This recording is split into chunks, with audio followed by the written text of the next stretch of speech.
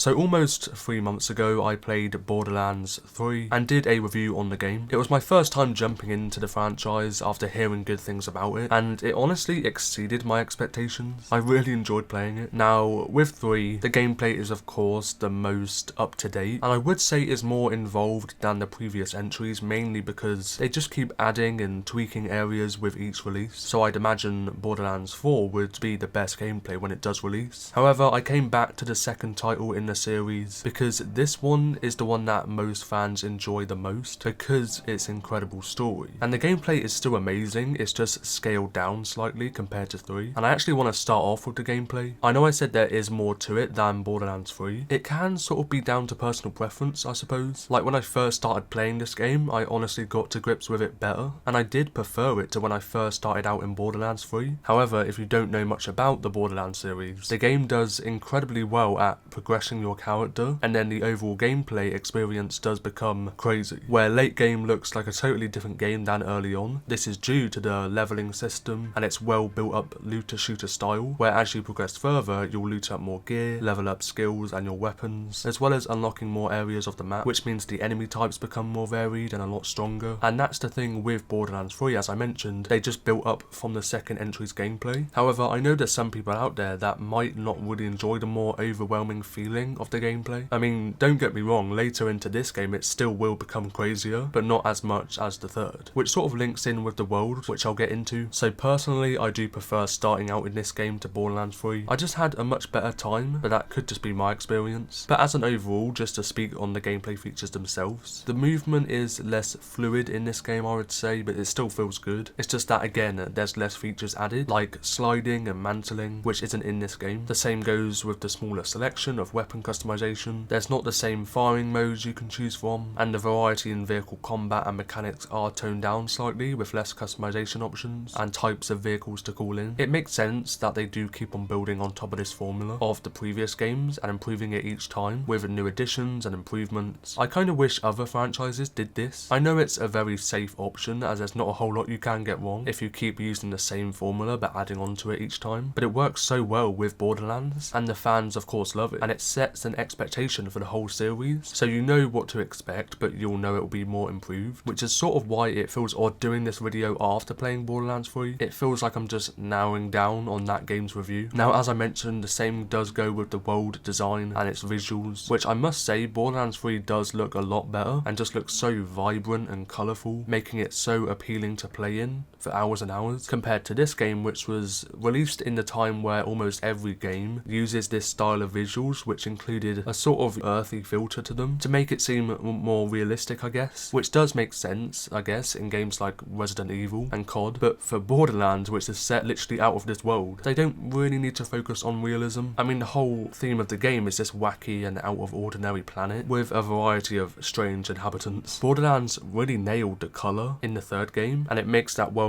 seem so visually insane. Of course, it's way more modern of a game, and that's a huge reason why. The same goes with the gameplay as covered. I'm just so glad games have stopped with that style of filter. Now, just like in Borderlands 3, you can choose from a series of operators known as Vault Hunters, and that's the same in this game, with 6 to pick from, which allow for a unique set of gameplay and can always switch up the playstyle if you want something new. I chose Zero the Assassin, which I loved, and is incredibly helpful due to his deception ability, which makes him vanish for up to 5 seconds, with the enemies still seeing his last location. This means you can regain composure if you're in a sticky situation, but also the longer you stay in vanishing mode, the more damage your next attack will do. His other skill set is the handling of snipers, which increases critical damage. Now, I didn't play them all, so I can't speak on my own experience with the others. However, they go by Axton the Commando, where you can deploy a giant turret and have increased explosive damage. Then Maya the Siren can suspend enemies in the air, which is quite cool, and increase damage with canister explosives found around the map. You see them quite a lot, so they're quite common, such as Incendiary, Shock, Corrosive, etc. Salvador the Gunzerker can wield 2 weapons, one after the other, and has increased health and shield, not a bad one. And Engage the Necromancer, a lot of fun names as you can tell, has her own robot companion to help you with fighting enemies, and the more damage you do continuously will increase the damage, but then reduce her accuracy. So it's quite an interesting one to take. It's more of a riskier gameplay style if you like that. And lastly, Krieg the Psycho can charge into enemies and has bigger melee attacks, similar to Maya. He has boosts when dealing damage to enemies with fire and various environment canisters, as I spoke about. Now, the story of Borderlands 2 is arguably the biggest aspect and what usually differentiates all the 3 games, as the gameplay, as I said, it just keeps getting added onto and improved. Now, I wasn't a huge fan of the story of Borderlands 3. I thought the 2 main antagonists, the Calypso twins, were very dull and cringe, I'm not gonna lie. Some people might like them, but it was one of the biggest gripes for me, as well as the pacing overall just being off and dragging out lots of dialogue that could have easily been cut down for a more entertaining and gripping narrative, which, funny enough, Borderlands 2 does get right. So it's odd how it regressed into the next game, unlike the gameplay. I think the story is what makes this game stand out among the series, and as I've already covered, why people love this game compared to the others, as seen in my poll I put out the other day. And it's crazy because I wouldn't expect a game like this to have a fully functioning story that came to be in the conversation of the best narratives of all time. Looter and tactical shooters aren't really known for this, and I'm usually fine if the story in these games don't have a lot of effort put into them, because I'm not expecting them to. The same goes with Ghost Recon, for example. It just focuses on fun and gameplay that never gets old because of how eccentric it is. And a big part, of course, why the story is so good is due to the incredible antagonist of Handsome Jack. I mean, going from him to the Calypso twins, not great. He just works so well as a villain. His character is so humorous and the voice acting is so good. They killed it. The way he delivers comedic lines as he talks to you through the radio, but not in a sort of friendly way, because he really doesn't like you. He just has that chill persona, like he doesn't care about any of this. And then you see him slowly become more aware and even more mad as the game progresses. And the best thing is that he isn't cringe.